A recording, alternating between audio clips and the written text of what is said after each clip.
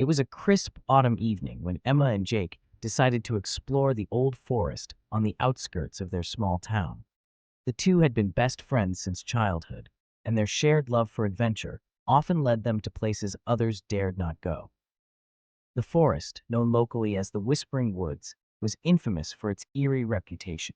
Legends spoke of strange lights, disembodied voices, and people who had entered but never returned. Emma and Jake, being skeptics, laughed off the stories as mere folklore. Armed with flashlights and a sense of invincibility, they ventured into the dense, shadowy trees.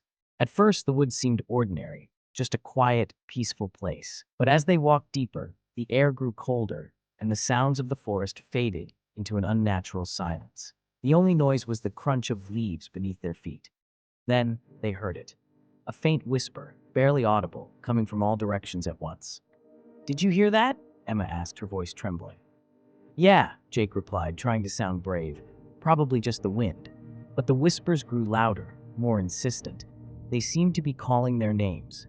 As they walked, the trees seemed to close in around them, their gnarled branches twisting like skeletal fingers. The whispers became clearer, forming words they could almost understand. Suddenly, Emma's flashlight flickered and died. Jake's followed suit, plunging them into darkness. Panic set in as they fumbled with their flashlights, but the batteries were dead. The whispers grew louder, more urgent, and the air became so cold they could see their breath. Emma grabbed Jake's arm, her nails digging into his skin. "Jake, we need to get out of here," she pleaded. They turned to leave, but the path they had come from was gone. In its place was an endless maze of trees, all identical, stretching into the void. The whispers turned into laughter, a chilling, mocking sound that echoed through the woods. "Run!" Jake shouted, pulling Emma along. They sprinted through the trees, their hearts pounding.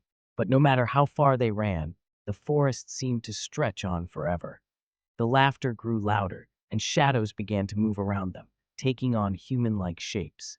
Emma tripped and fell, her hands slipping from Jake's grip. "Jake, help me!" she screamed, but when he turned back, she was gone. "Emma!" he shouted, his voice breaking. "Where are you?"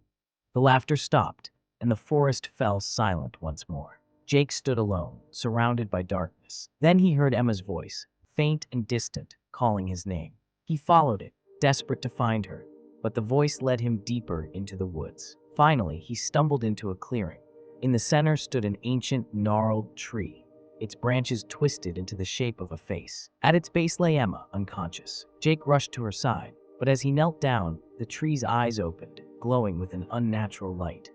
"You should not have come here," a deep, resonant voice said, emanating from the tree. Jake froze, paralyzed by fear. The tree's branches reached out, wrapping around Emma's body and lifting her into the air. She awoke, screaming, but her cries were cut short as the tree absorbed her, her form dissolving into its bark. "No!" Jake screamed, but it was too late. The tree turned its gaze on him, and he felt an overwhelming pull, as if the forest itself was drawing him in. He tried to run, but his legs wouldn't obey. The whispers returned, louder than ever, filling his mind until he could no longer think. When the townspeople found Jake the next morning, he was sitting at the edge of the forest, staring blankly into the trees. He was alive, but his mind was gone, his eyes empty. He muttered the same words over and over. "The woods, they took her. The woods." Emma was never found. To this day, locals say you can still hear her voice in the Whispering Woods, calling for help, but no one dares to answer. Follow us for more videos like this.